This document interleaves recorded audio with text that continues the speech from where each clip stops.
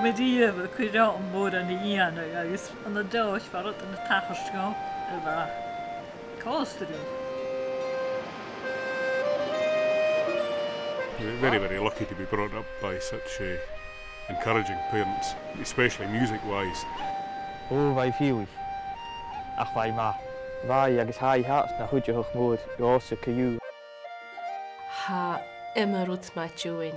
Sé dúrach crétar gytúr lí a hana Flòraidh.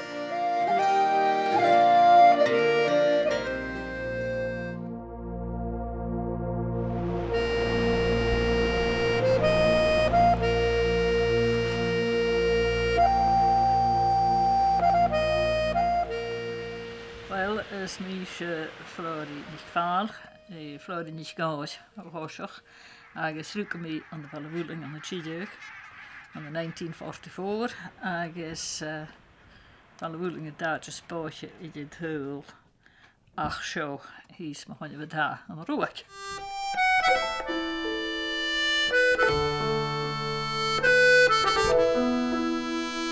O, bhai fiúi, ach bhai ma. Bhai ma héin sa scóil bhá síneach scóil úsach bec bhá déchne, well bhá cúgne ag in sa chlás els a bhunscóil. Mi híns tú héin cúteach agus bhai mantí nam nar teacher. So mi híns ma hárid bhá sin gúpi an a náscóiltin as a bhating tícasc Phàil Gaelic ach féiscar bhá sin atá gona tífar únscóiltin agus a tícasc bec an Gaelic tí thumá as a déachcin as a thula scóil.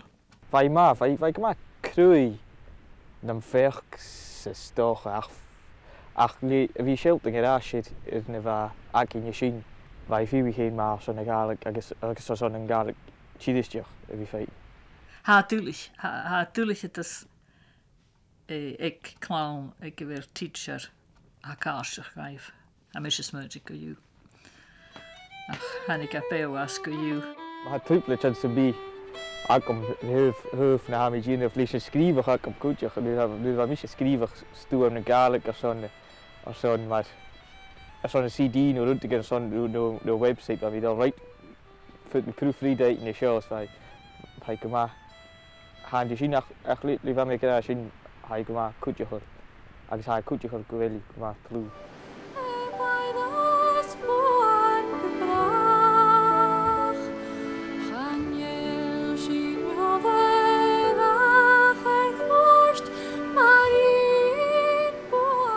Aye, very, very easy. The Bodach and Kayak were pretty easy going with us, and always very encouraging. We're very, very lucky to be brought up by such encouraging parents, especially music-wise. 1, 2, 3.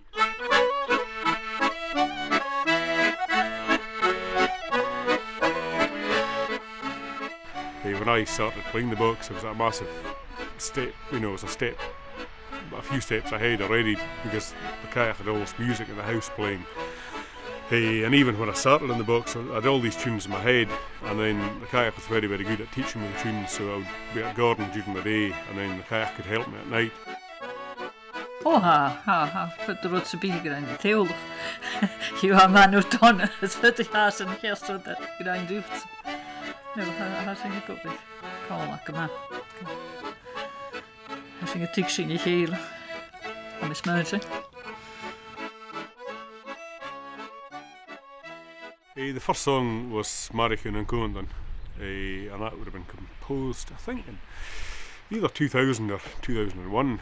I'm not, I'll need to check with ourselves to get the dates right, but aye, that was the first song.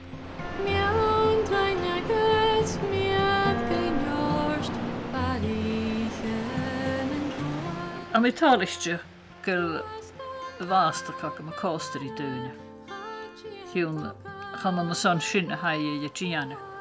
Ach ag Marichin na Coantan sé farpa sé bhean agus chuising na hís agus war ring agus tún in a Phàil na son a rud agus chuising a stichis an na farpas. Ha mis muinneach go bhfuil cúbrachig idir máthairsmach anna Flòraidh agus inas a ha scarsta agus na ruta na ha ma gach duneachcha na ha ga guri chéile ha ruta gana ann a ha na sláitir a bulach ha ceant gníomhach is inas agus iasci sen cóni ruta réich aine machan na hin agus giri céal the dhéana le daine. Roughly, I remember there was a conversation that we should write a song, and the Cailleach always likes to have a tune to work on.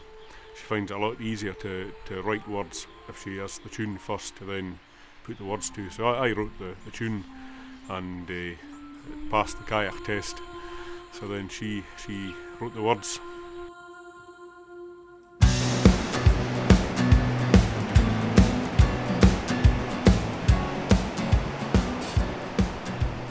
Hanneer min am hi she's pipe nam hoinef.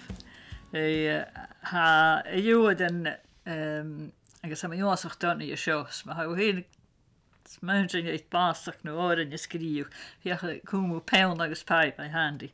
Hi krot an uke te draseries. Ha frekerig huspa joujianig. Ach gaan je dat omasach mysterious maar gorstig. Vroos I see she not Gaelic in is. It's a complex combination of different influences that create everybody, but aye, definitely, and especially now with my writing, nearly every song, whether she's involved in the actual writing process, everything that I write musically and lyrically, I'll always run it by her first, and it's very, very easy to knock ideas off each other. Feme me vi talichtje, no feme me vi ons doief, no bronig, tiach ma feilking, laatje jakem man husbij, Hanna Sassa, wat ik aan je skriuch.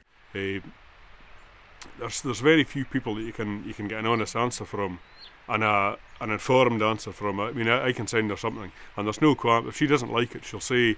If she thinks it can be improved on, she'll say. If she thinks it's really good, she'll say. It's a very, very easy kind of. We're on the same wavelength when it comes to writing. When you feel the smile of summer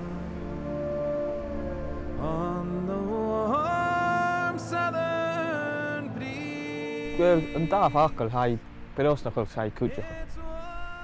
Agus chelwch. Sheep the tea ffacol a chanitio. Just the Cailleach. She is who she is. Very positive person. Very encouraging, very, a very, very good human being. She áitige ma Tiriodh a bhí ann mar a Flòraidh ann. Bí cnéimh druma na scóil Gaelic. Tuh chultarach, tuh cánain, tuh spórt, tuh céili, tuh duine an áide sean duine tseolachin. Ginalich a gúpir cálaig. En er planchen voor ze bijhakken. Vi fallen. We hou fallen nu dat ze bij. Agus gaan we gaan more in de gaai. Waar ik kies in. If I didn't have the upbringing I had, I would have been I could have gone off on all sorts of different tangents. A good influence, very much so. And I mean, I'm sure we all say that about our mothers, but I think she's a very, very special human being.